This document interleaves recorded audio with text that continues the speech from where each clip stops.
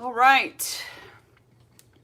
So, it's been a while. What up, YouTube? It has been a hot fucking minute. I know. I've gotten all of your messages. I'm not using this right now. This is for a podcast. So, what has been going on?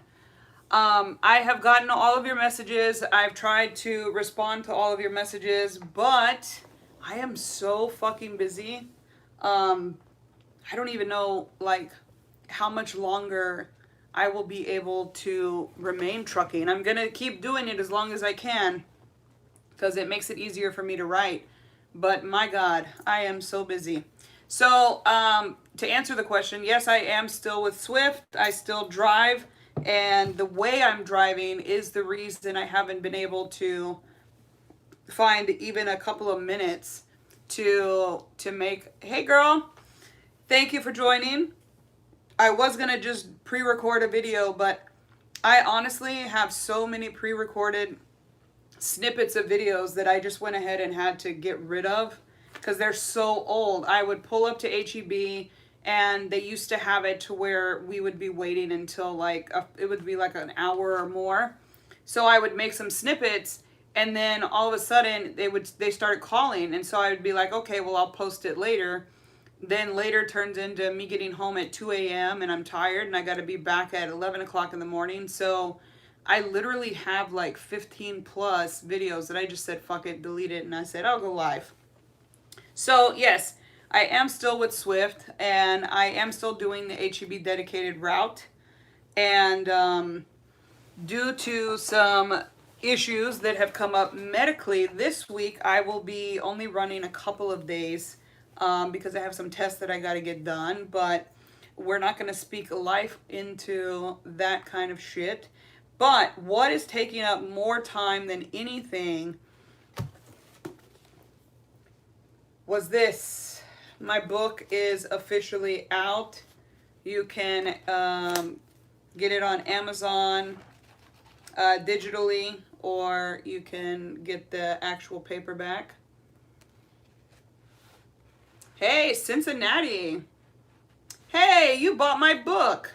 Have you received it yet?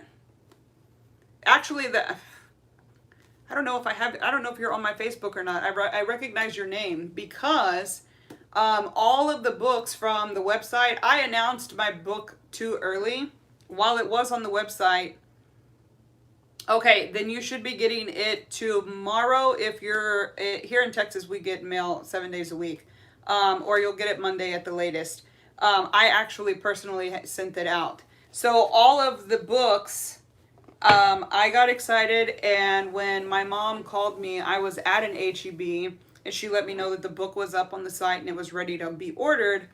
I didn't check with my publishing company, and I just announced that the book was ready to be ordered.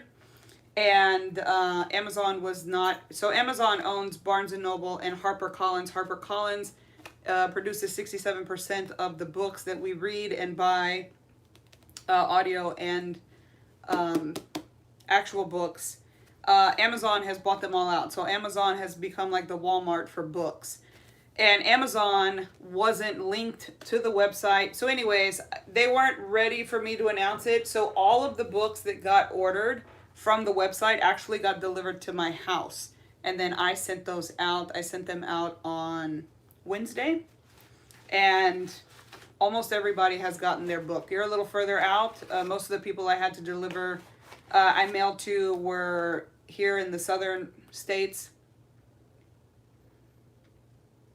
Oh, thank you. Well, this book here is me ages 4 through 22.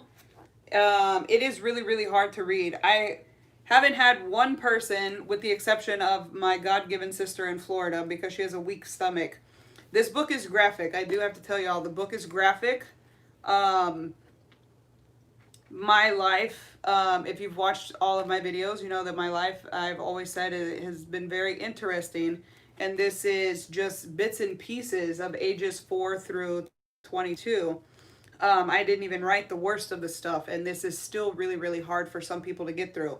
But the biggest takeaway from the book is excuse me, from the dedication to when you first start reading chapter 1, you cannot put it down all the way to the end. And it's cute that I wake up to messages of people that, like the people who just got it Friday and yesterday and today. They literally message me and they're like, no, and then they're like, hey, where's the rest of it? When's the next one coming out? Because I'll read you the last sentence of the book. The cordless phone was still in my hand, and I was staring at the caller ID while the phone still rang. And then Madison came out of her room and asked, who is it, Mommy? That's how the book ends. That's the last sentence of the book. So you are engulfed in my story, and then you get to the end, and you're just like, you're asking, who the fuck is it? Like, what's going on? So people are on an emotional roller coaster right now after having read the book.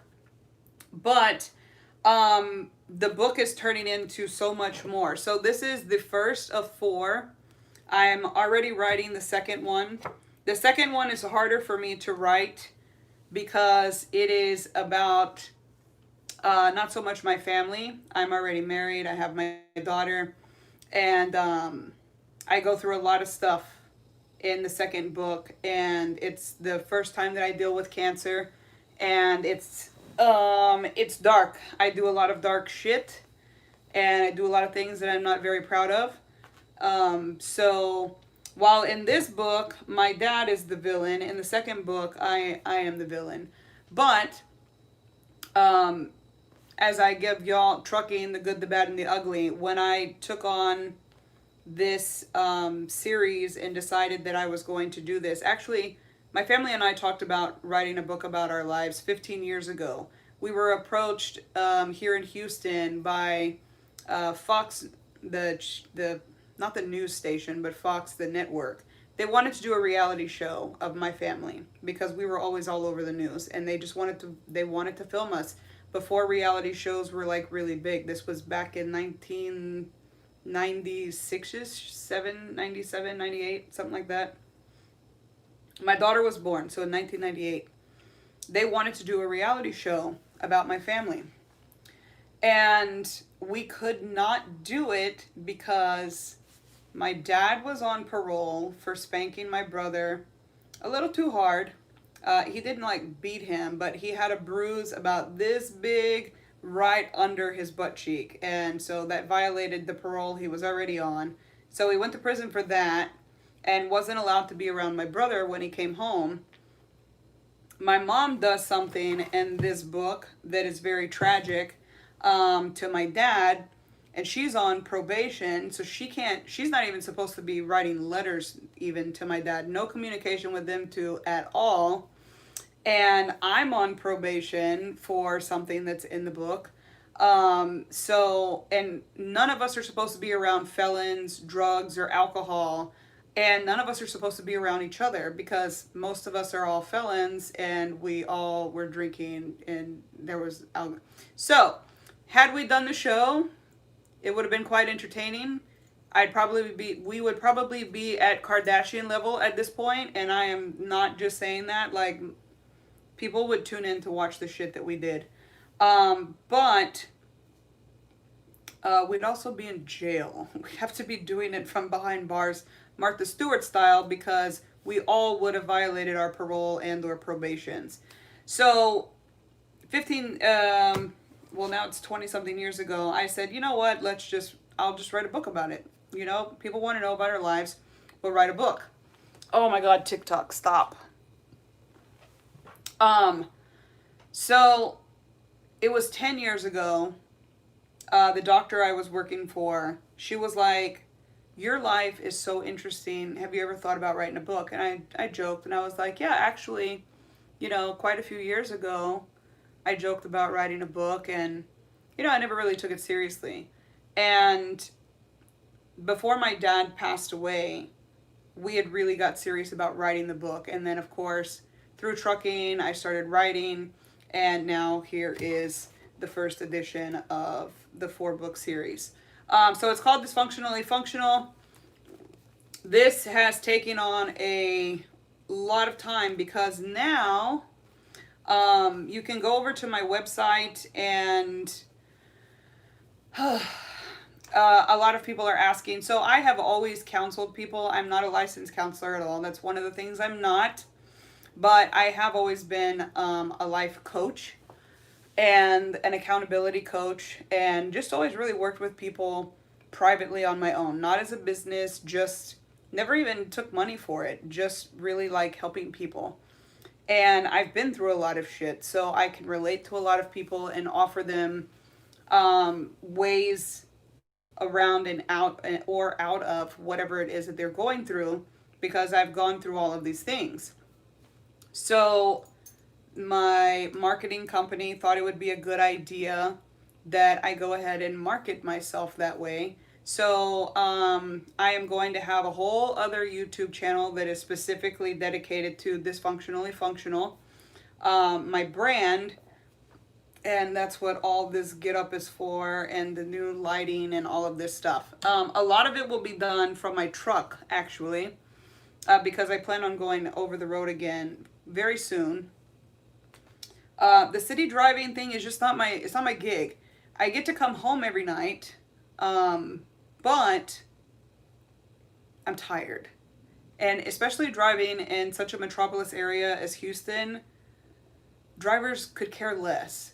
I actually had to, just a couple of weeks ago, I was in Mejia, Texas. And if you're not from Texas, Mejia, Texas is like the fucking wild, wild west. And it's probably the birthplace of Karen. Well, it is a really small store.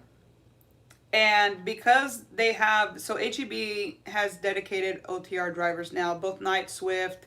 There's some other companies that they all have initials. I don't know all of them, but quite a few of us, they have signed contracts and we're dedicated drivers for them.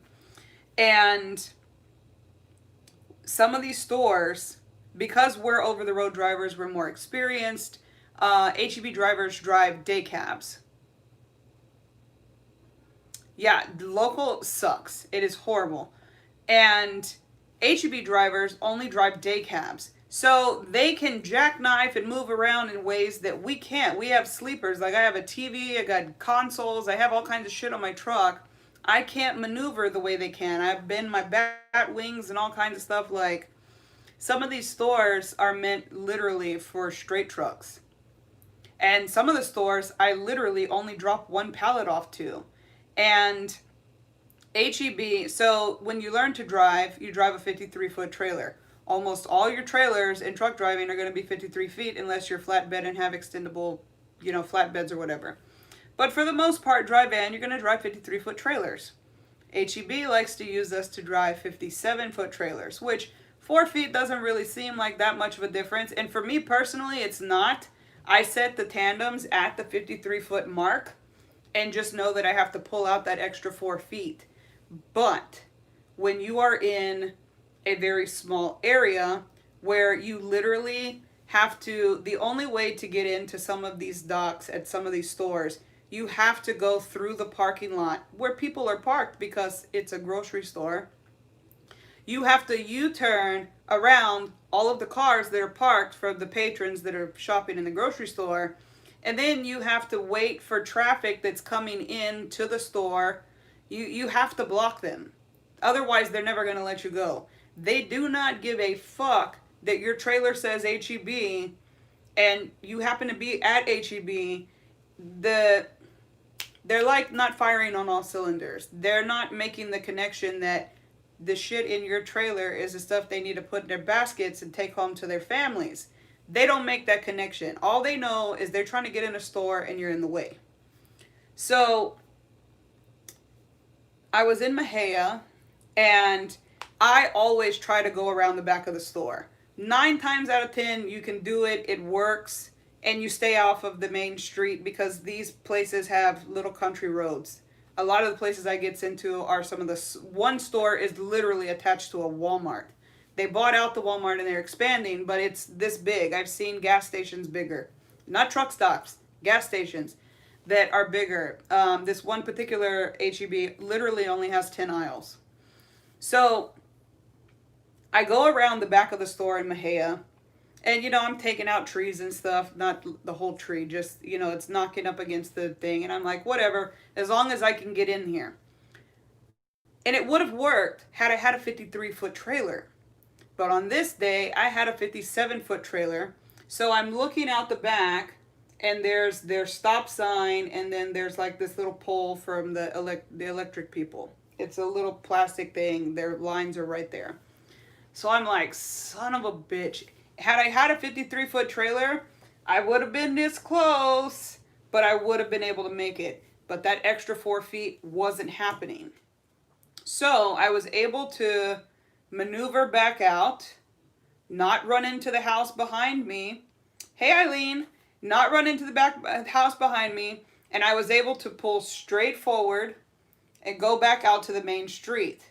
Well, the Gulf Coast guy, that's the people who deliver gasoline, he was there at the HEB gas station. He says, you're going to have to come back in this way. He was like, I would just suggest get right there in the turning lane and back up. Maybe I only had to back up maybe when I pulled into the turning lane, maybe 200 feet, if that. It wasn't very much at all. But I pulled out into the turning lane.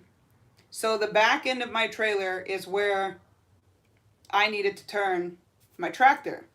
But the nose of my tractor was blocking people from coming out the second entrance. So I look, there's nobody behind me. I see that there's a light behind me, and traffic was stopped at the time. I go to start backing up very slowly, tooted my horn and everything, all the things that you're supposed to do. I'm in the turning lane. I'm literally going 2 miles an hour, just trying to get the nose of my tractor away enough so that the people could come in and out. No problem. Karen in a Subaru comes hauling ass from the light. I guess in her mind, I was going to block her from getting into HEB. So she was trying to hurry up and get up in there.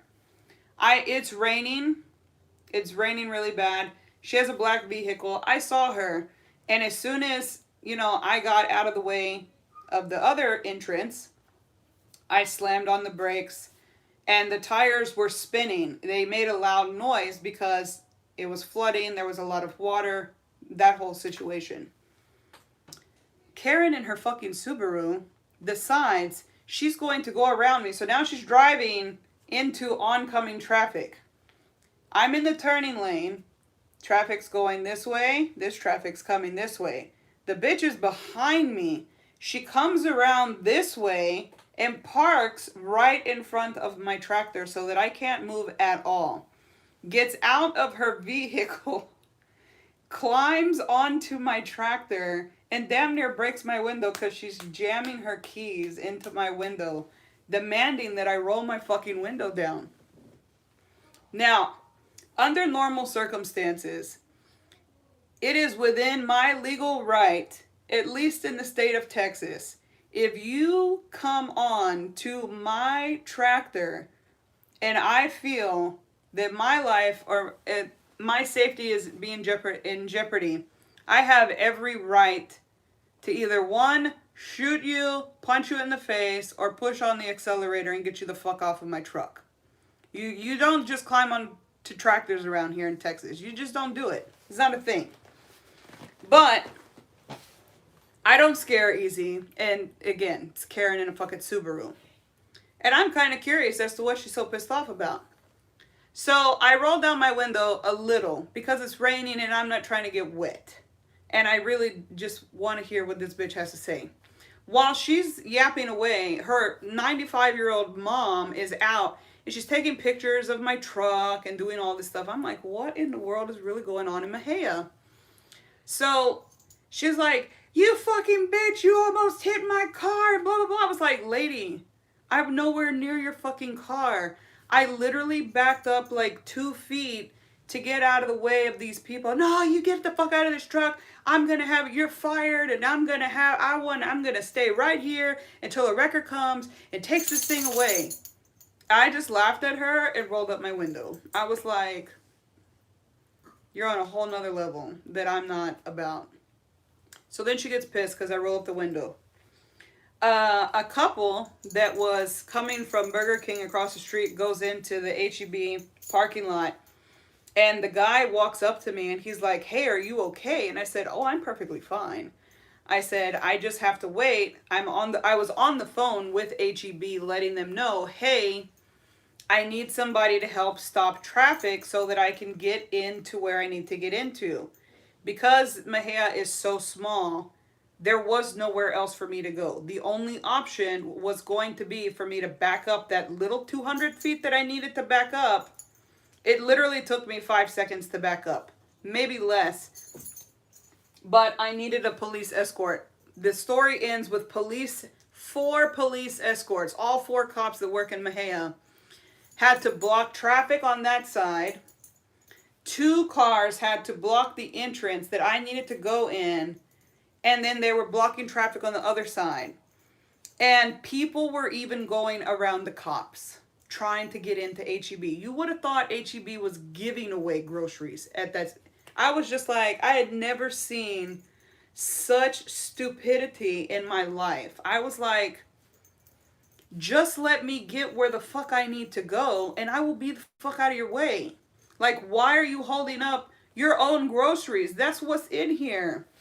So she calls the cops because she wants me fired and she wants to see my truck taken away by the wrecker service. I mean, that's all she wants in life at this point, because I almost hit her truck, her Subaru SUV. So the cops come. The cop comes first for her.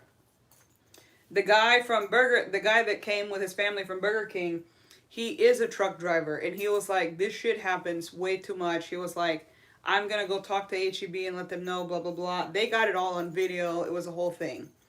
And hold on, does my dog need to go out? I think so. Hold on, guys. Oh my gosh. And of course, I'm not dressed for anything other than sitting around the house.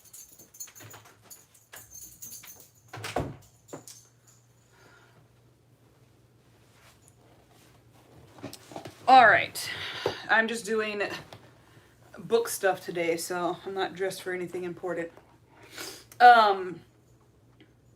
So anyways, the cop comes and she's already driven on the wrong side of traffic, so she broke the law there. Then she goes to HEB and parks in the fire lane in front of the store, and she's complaining to HEB that she wants to be fired. HEB's like, is this, I could hear her yelling at them. I'm asking them to come block traffic. They tried. The guy almost got ran over. So they called the rest of the police department, the other 3 officers. Mejia is very small. And it takes all 4 of them. It literally took me seconds to just back up. I said, officer, I literally just have to back the trailer up itself, just enough to get the nose of my tractor in there, and then I can do the rest. I said, I've never been to this store. I literally went around the back, told the whole story about the 4 feet that was going to take out the stop sign. I'm not one for taking out anything, and there was no way around it. Moving the tandems wouldn't have worked. The extra 4 feet of the trailer was not going to make that stop sign. It wasn't going to happen. I said, sorry, my battery's going to die here in a little bit. So anyways, that's the kind of shit I've been dealing with. And then when he saw the people were going around the cops too, he was just like, I am so sorry. I don't understand why people don't understand. I said, my truck says Swift. My shirt says Swift. They don't give a shit.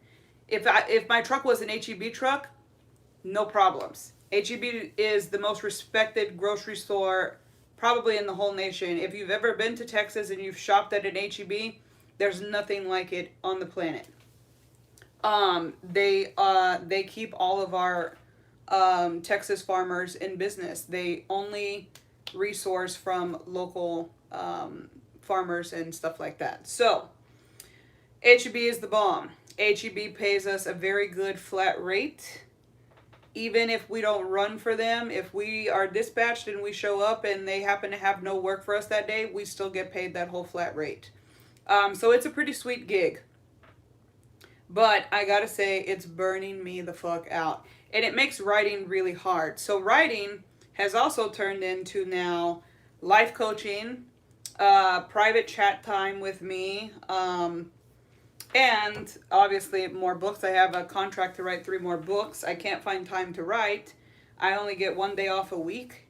And during that day off, I'm trying to help my kids. They're doing virtual school. I won't let them go to actual school.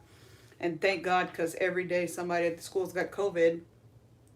And now this week, I will be introducing the podcast. So, tons and tons and tons of stuff have come from this book, not to mention the stuff that Netflix is up my ass about. So, that is what I have been up to. I don't sleep that often, and not saying it's HEB's fault, but it's my fault because of the way I run. I purposely don't take breaks. South Carolina, I want to move there so bad. I'm obsessed with the Carolinas. I tried to get my family to move. I want to move to Hilton Head specifically. It has everything, all 4 seasons. It has the beach. It has mountains. I will eventually buy a house out there, and my family can just come visit me. But welcome.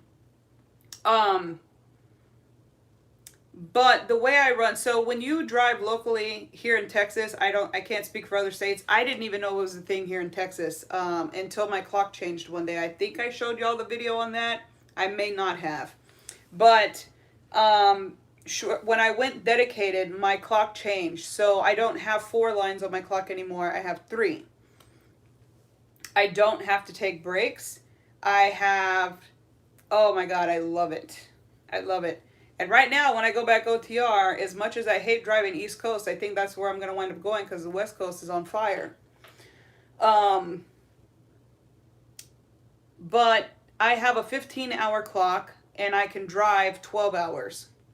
No breaks are mandated, and I don't take breaks because I have to get store to store. They don't force you to get to the store at a certain time, but they expect you to be able to get to the store at a certain time.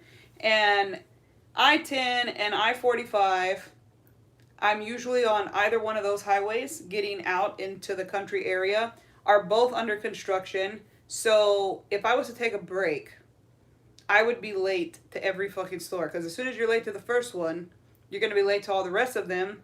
And then I have to wait for the people to unload their stuff. You got to wait, get somebody. Sometimes you have to call. They don't have buzzers. It's a whole situation. So taking breaks on this gig is just, you really just don't have time for it. So I inadvertently kind of became anorexic. I've been doing the HEB thing now for 2 months, and I've lost 22 pounds. And today I was off, and my doctor, who I work for, but she's also like my mom and my best friend, she's sick right now. So I went to her house and brought her a whole bunch of stuff, and she was like, you better go eat. I said, Draven, my son already told me I have to eat today. So I ate 2 tacos. Feel really good about it. And that was 4 hours ago, and I've drank this much of this soda. Am I anorexic? No.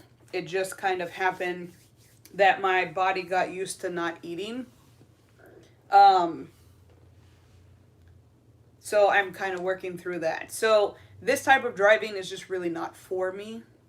I'm used to, driving my 10 hours, getting off, making my dinner, being mandated to stop. When I'm mandated to stop, I don't like to break the law. It forces me to have that time for myself to eat and to do the things that I need to be doing. And driving locally, sitting in traffic, trying not to die. I am so used to hearing cars wreck into each other on pileups now. I've become immune to it. It doesn't scare me anymore. I honk at them so that they make sure they don't fly into my truck. We see the wrecks coming. We see it coming. And when I first got behind the wheel here in the city, I was like, I'm trying to go 65. Everybody else going 90. I want to at least go 65. Now, I kick it at 50, 55 at the most. Until I get on an open part of the freeway outside of the city limits where it's a little safer. It's not that much safer, but a little safer, so that I can go a little faster. Because at every main juncture where there's an exit for a different part of Houston, there's always, if it's morning traffic or afternoon traffic at 5 o'clock, there's always, you could see the freaking brake lights from miles away, but there's always car crashes, car pileups. So I try to stay in the middle lane, and we have the easy tag system here. It's a toll system, and sometimes you have to go a certain mile per hour in there because it takes pictures of your license plates and all this stuff. People don't realize that you have to slow down, and so bam, they run into each other. And in a car pileup, the cars usually wind up doing this number, and I honk like, hey bitch, you crash, but do it over there. Like, go to the left. Do not come on my lane. I don't have time for paperwork, cops, and all that stuff. So I've actually become more of an aggressive driver. If you cut me off, I'm honking your life away. If you get in front of me and then you start going really, really slow, I'm going to honk your life away. If you're coming on the entrance ramp, I'm so sick of trying to educate people on how to drive. I am just scaring the living shit out of them on purpose. And you really have to be aggressive when you're driving local, especially in Houston. When I leave, and sometimes I have to go to Dallas, San Antonio, I go to Fort Worth, I go to other big cities. It's not that big of a problem. Houston drivers are just out of fucking control, and the average speed limit, the average person is going between 85 and 90 miles an hour on our highways, and our highways are 60 and 65. When you get out of the city limits, a lot of the speed limit goes up to 75 and even 80 out in West Texas. But in the city, like where we have different freeways, it looks like a fucked up spider web from an aerial view, people are going 90 miles an hour. So I kick it at 50, and I let everybody else wreck out, and I keep it moving, and I don't get stuck in that much traffic. So that is where I have been. I've either been stuck in traffic, living my best life that I can, coming home really late at night. Saturdays and Sundays are the longest days for HEB. That's where they're restocking. We're restocking all of the frozen stuff that parents need to feed their kids for the week coming up. So they run us like we work that whole 15 hours. And it just so happened that I just got used to not eating, and just started shrinking. Even my husband was like, your clothes are getting a little baggy. And I was like, yeah, I forgot to eat today. And he was like, how do you forget to eat? And I was like, well, it's real simple. It's a little thing called work. You get out at the stores and you watch them do their thing. Now, they have told me that a lot of the third-party drivers, we're not allowed to touch their products. But sometimes the stuff shifts in the trailer or whatever, and sometimes we have to repalletize things. So I'm not an asshole. I get permission. I go help them move their stuff, because the faster I help them get their shit out of my fucking trailer, I can move on, and then I can get home at a decent hour, and I don't have to live through all the wrecks that go on in Houston on a daily basis. But this week is going to be a little interesting. Like, I took a load for tomorrow, and I had to skip Monday because I have an ultrasound, and then I took a load for Tuesday, but I have a virtual doctor visit on Tuesday, so I'm just going to have to pull over somewhere and do the virtual thing. I had a virtual visit 2 weeks ago, and she's my best friend, and so I just put her in the cup holder. She could see me, and I just talked to her through my earpiece. So I try to work around my schedule, but I have to go back over the road soon. This kind of driving, even though I'm home and my kids love me being home, it's taking years off my life. I know it is. But other than that, truck driving's awesome. I think I've discussed that. I love it. And my book is in circulation, and I'm getting a lot of feedback on that, so that is fun.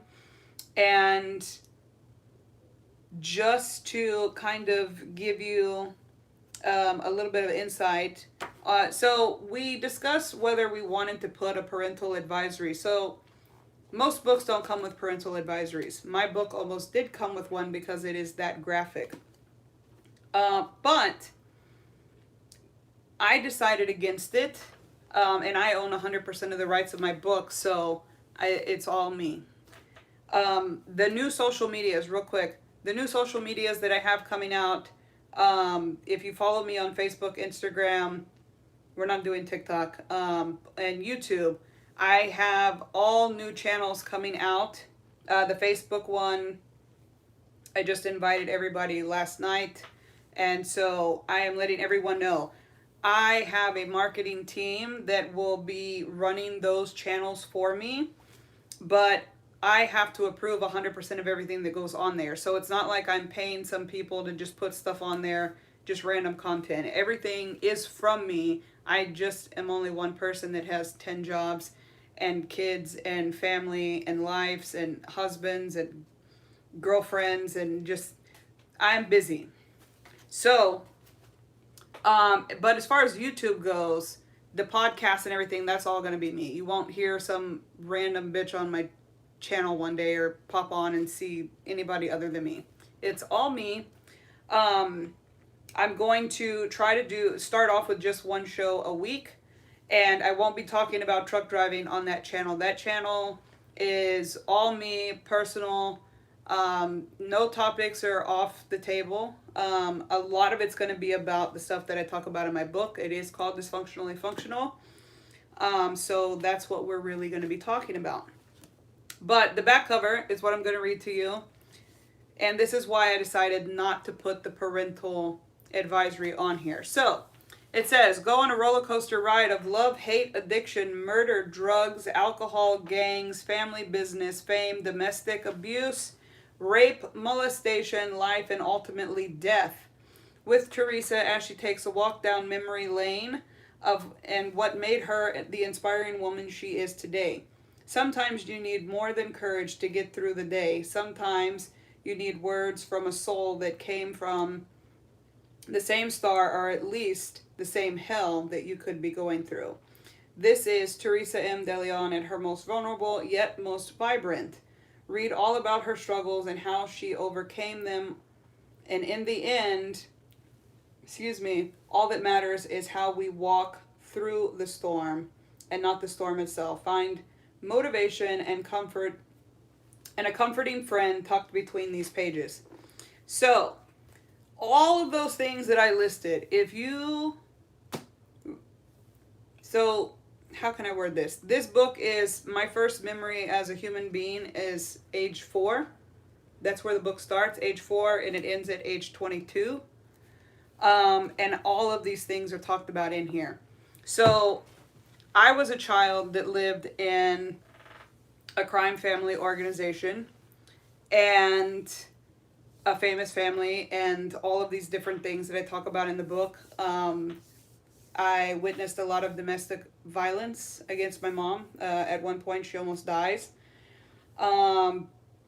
There's murder for hire. There's helping my dad with his business. There's all of these different things. Toxic relationships, rape, all kinds of different things that happened to me.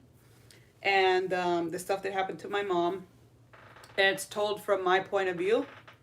I don't speak for my siblings. I speak about my siblings, but primarily this is my story from my point of view.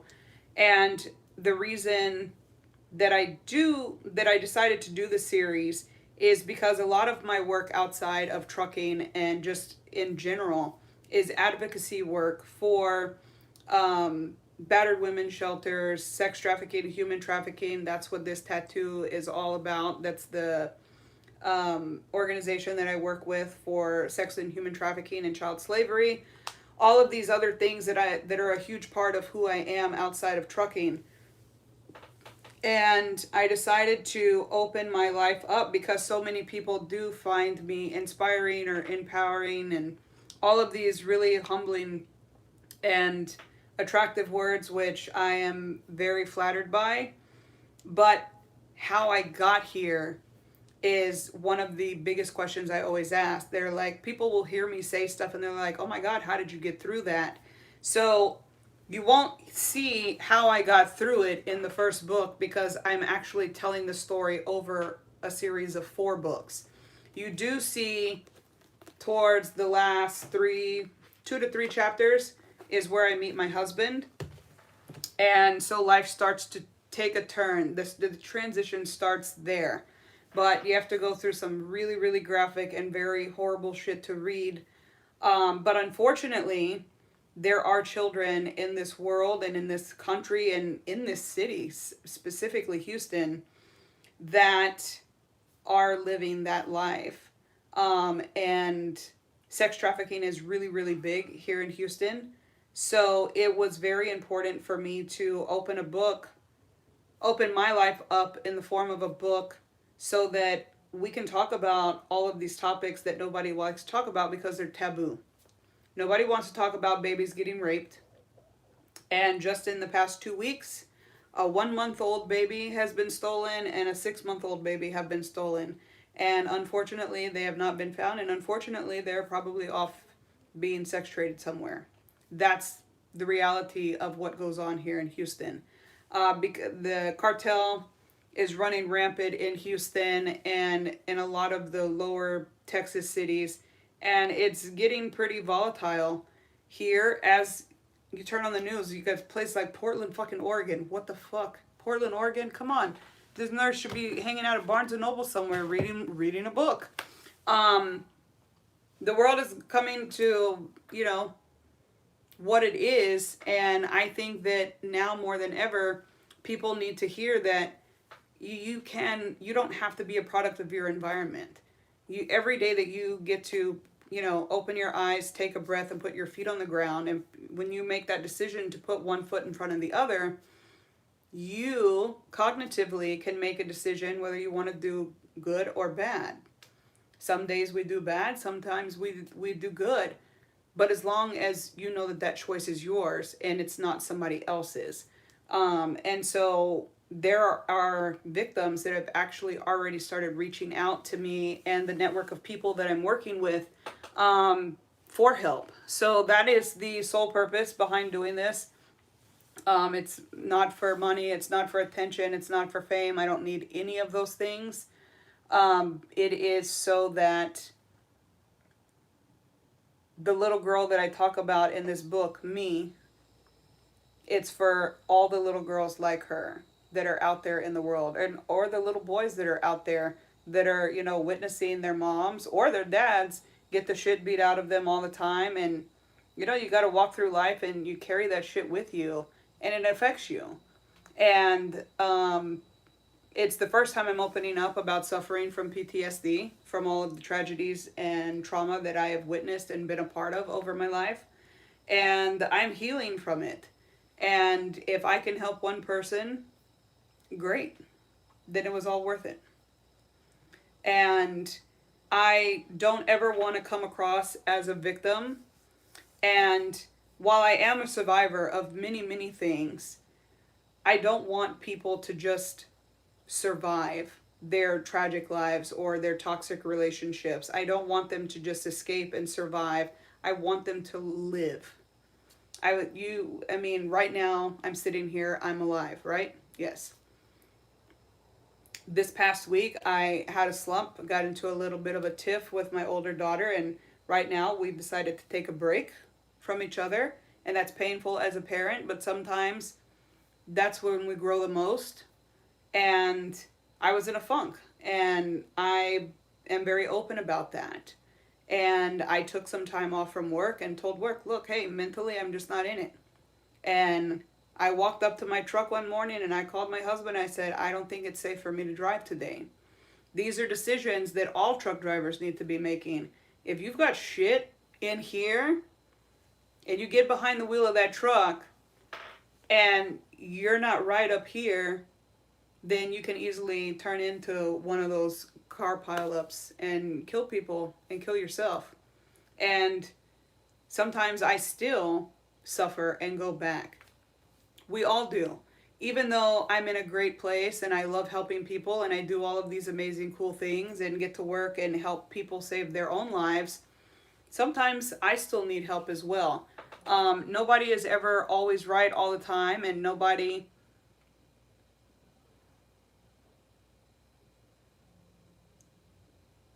Oh my God, I did not know that that's what you did.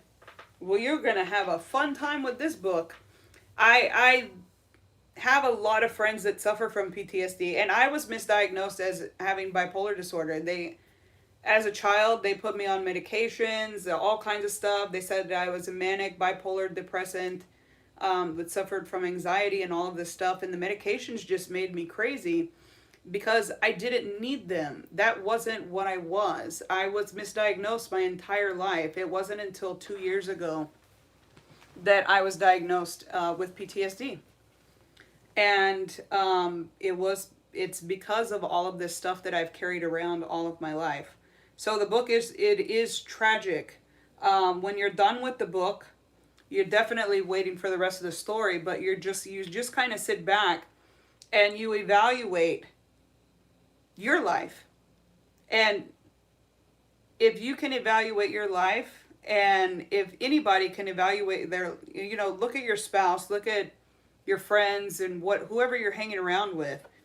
If you're not happy, like truly, genuinely happy, and you're just settling, and this person has just become a comfort blanket to you, then you're just alive. You're not actually living.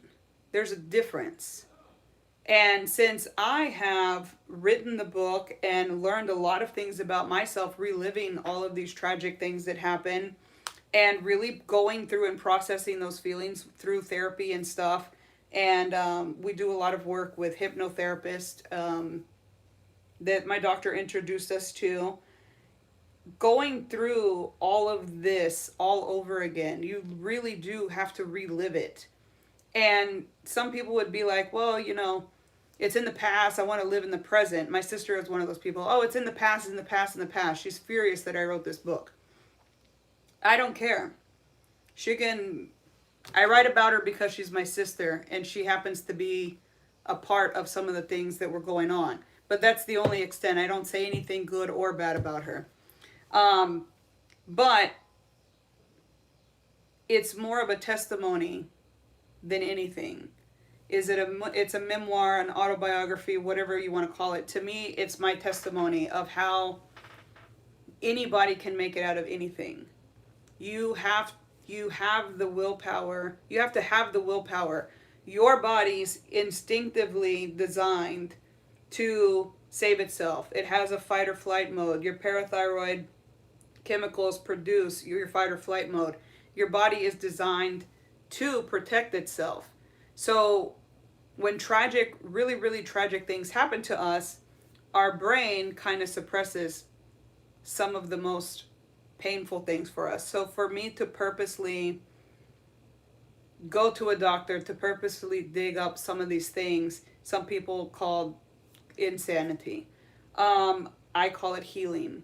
And I'm a better person for it. And I want to share that it's okay to say that you have bad days. It's okay to say that you suffer from PTSD. It's okay to say that you were abused. It's okay to say all of these things that people think are taboo. Nobody wants to talk about, the children that are being molested. Nobody wants to talk about, things that you don't want in your face. This book is in your face. It's in your face, and I did it that way on purpose because it needs to be real.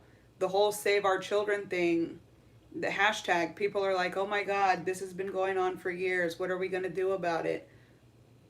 That, to me, that is gut-wrenching, especially in the trucking community. Here in Texas, they make you take a class. They make us take a class. You can't even get up to go pee. You could be throwing up, but you're going to throw up while you're watching the video. You can't get out of the room. That talks about sex trafficking. And you have to sign a piece of paper that says, if you are on the highway, whether you're in Texas or anywhere else, if you are a Texas driver, you are licensed in the state of Texas, and you see signs of a vehicle that we are taught to look for, it's our civic duty to stop what we're doing, and report that vehicle. Just like, being a nurse, I had to sign a waiver, a paper saying, hey, if somebody needs help on the side of the road, I'm going to be that person to pull over and help them on the side of the road. If you're choking at a restaurant, I'm that bitch that's going to get up and help you because I'm still a nurse, even though I'm a truck driver. Like, it's part of the gig. So a few signs to look for on vehicles is extremely, extremely dark tinted windows. And what we see here in Houston a lot is it's always vans, and you can tell where there's no locking mechanism on the back of the van. There's not a way to get in or out of the van. They remove them. Or the other extreme is there's this really weird big padlock looking thing that they put on, but there's still no handle. Vans that have curtains. Okay, I gotta wrap this up soon unless I can find a charger, which I'm not in my room, so I don't know. Hold on one second.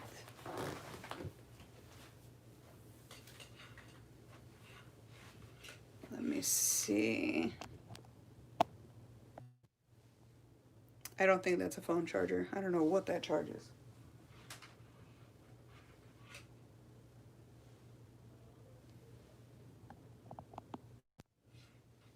I'll just wrap it up real quick.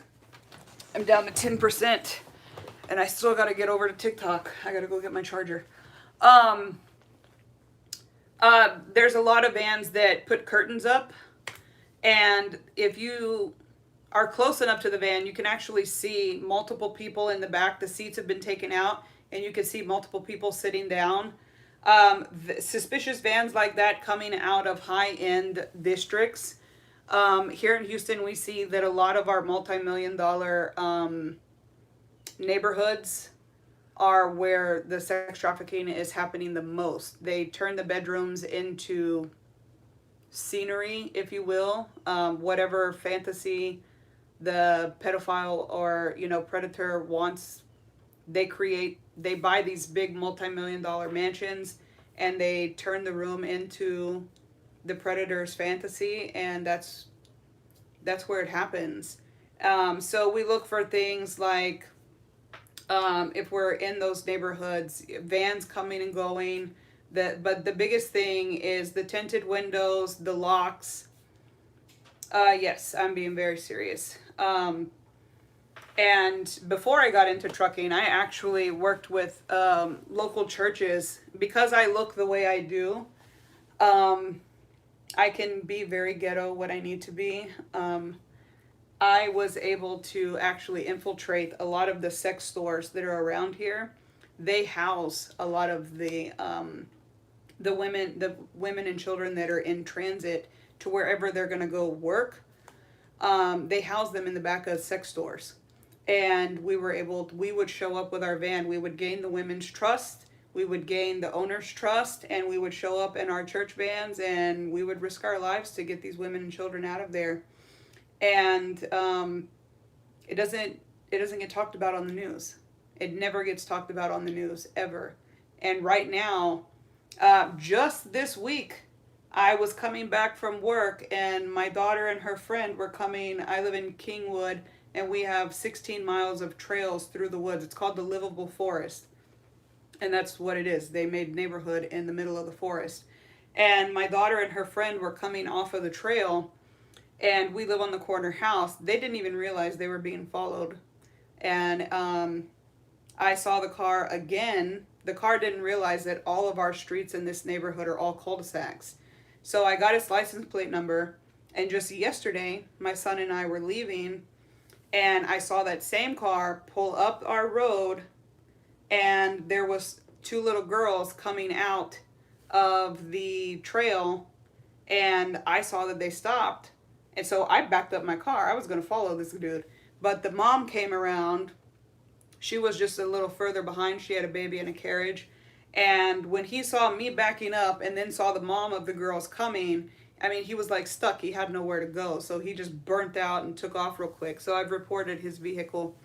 But it is very bad here in Houston. It's bad all over the United States, but Houston is the epicenter because we are very close to the port of Houston. Is the third largest port in the world, and then of course we have the border. So I thought that it was very important to tell my story, and there's a lot of that kind of stuff that goes on in my life, and I felt that it was important to tell that you can survive it, you can overcome, and you can be a voice for the voiceless and turn your negatives into positives. And that is the sole premise for coming forward and telling my story. I got tired of just answering a bunch of questions, and like I said, I kicked around the idea for years. And my dad and I started working on it before he passed away. And I'll read the dedication right before my phone dies. So it says, dedication. This book is for you, Dad, the beautiful monster who made me the beast that I am today. I wish I didn't have to lose you to learn all the meanings to learn the meanings to all the lessons you tried to teach me. It all makes sense now, the good, the bad, and the ugly. Loyalty, respect, and above all, blood. I carry you with me always, and I hope that I make you proud. I always saw past your mask and straight to your giant heart. Although you were a tortured soul, you were kind, compassionate, giving, crazy as hell, but you were my dad. You were my daddy, and I will always be your baby girl. I'm just all grown up now, and as much as it hurts me, I have you to thank for that. No apologies, right? That was something he always said. He lived life on his own terms, and he left this world with no regret. He did get the forgiveness from the people that he hurt, and he got his atonement, and he left this world on his own terms. And that's something that he used to say all the time. No apologies. I love you always and forever, and you're as free as a bird now, and this bird will never change. And my dad is with me now, actually, in more ways in the afterlife than he ever could be in his human form. And I've never seen him more so than when I'm in my truck. He has kept me and my son from getting shot. He creates parking spots where there were none. He has gotten me out of a lot of sticky situations out there on the road. So, be nice to him when you read the book, because he is a monster in this book. He is. But over the course of the books, you will see the transition from all of us. And the book that I'm writing right now, the second book, I'm the monster. I go through a lot of shit. I do a lot of shit, and the way I handle it isn't the best. And it is what it is. It's life. But here I am now, living my best life. I don't have any needs or wants for anything. My children don't have any needs or wants. And, you know, every day is a choice. Every day is a choice. You can be a survivor and you can be alive, but my goal is to save people and help them learn to live again. So that's all the updates I have for y'all.